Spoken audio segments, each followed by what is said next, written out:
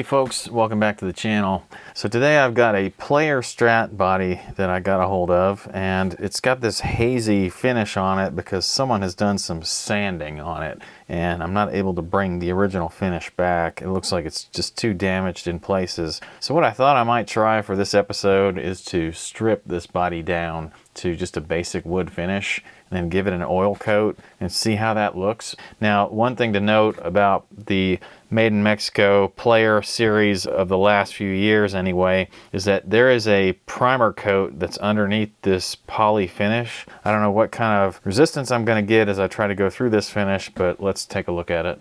So the reason that I have this cardboard down here today is mostly to catch all of the little finish shavings that come off of this thing as I work. I've already done a test patch, and what I've been doing is I've been heating up the finish with a heat gun, scraping on it with a putty knife, and then little shards of finish kind of go flying. I'll probably inevitably have to clean this thing up with some sandpaper, but the goal is to do as little sanding as possible. I want to try to remove as much finish as I can without sanding, whether that's chemically stripped, heat gun, or whatever method I've got to use, but I want to keep the exact shape of this body if I can and not modify it in any way. So the heat gun that I'm using is nothing special. It just comes from Harbor Freight. It's just a real cheap model, and it will do, I believe, 1500 watts. So I'm going to mute the sound here, and we'll try to heat the thing up and see how it goes.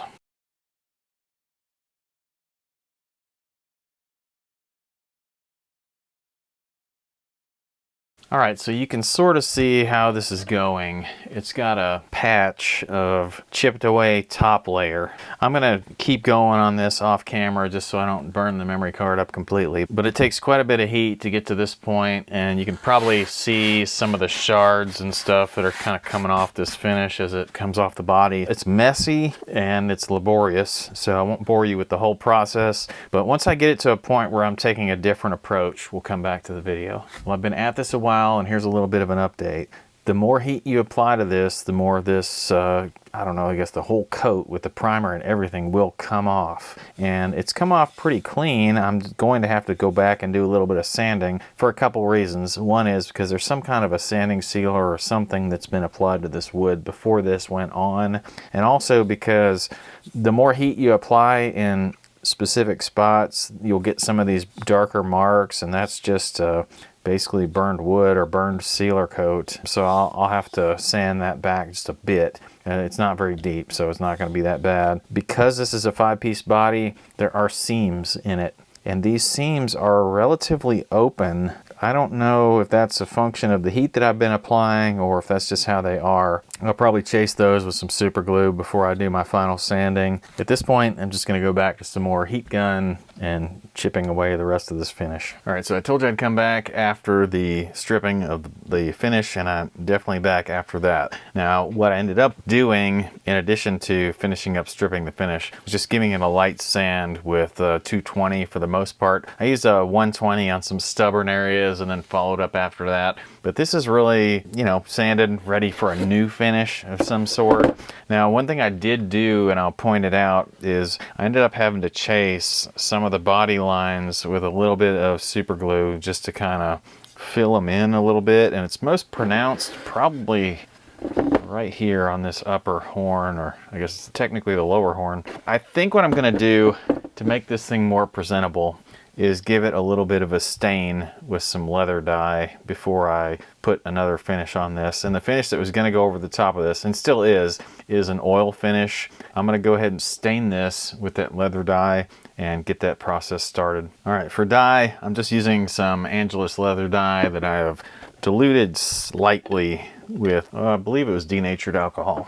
And I did this some time ago as part of the Pango Explorer project. If you're interested in seeing the leather dye or the link to where to buy that, it's in the Pango Explorer description for sure.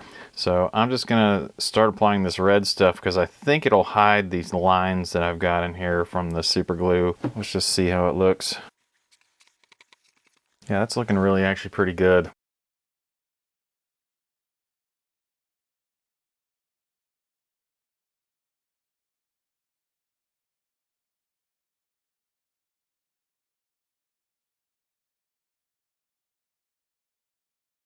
All right, that's the basic process. Just wipe it on with a cotton towel, try to evenly coat it. It's gonna scare you in a couple places if you use this type of leather dye, because the alcohol is gonna evaporate off the end grain first, and it's gonna leave a different color than what you just applied. So it's gonna look like the end grain and the top are different colors. That should even out once everything's all dry.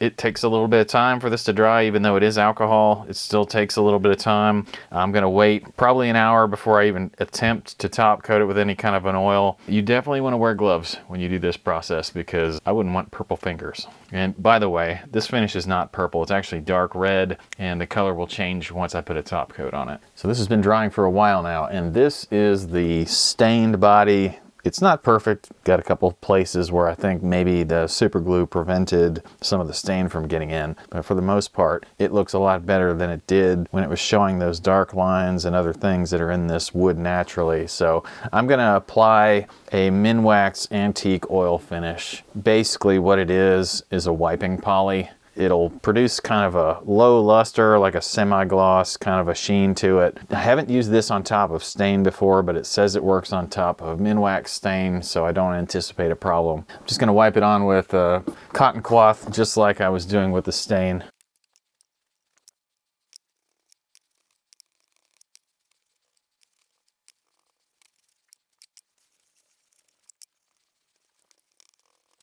Now in the instructions it says to let it sit on the wood for 5 to 10 minutes, then buff it evenly with a clean lint-free cloth. Wait 24 hours and apply a second coat.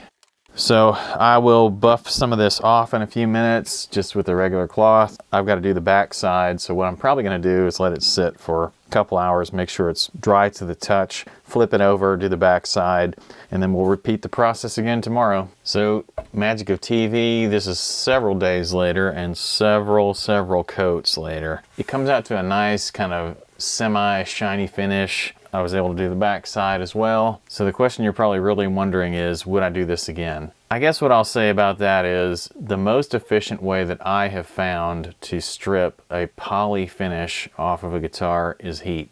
I don't know that this player body actually stood up to the heat very well. You know, like I said, the seams opened up, particularly on the ends, down here at the end and on those upper horns. And I don't know if I could have prevented that by going a little bit slower with the heat or trying to be a little bit more judicious with it.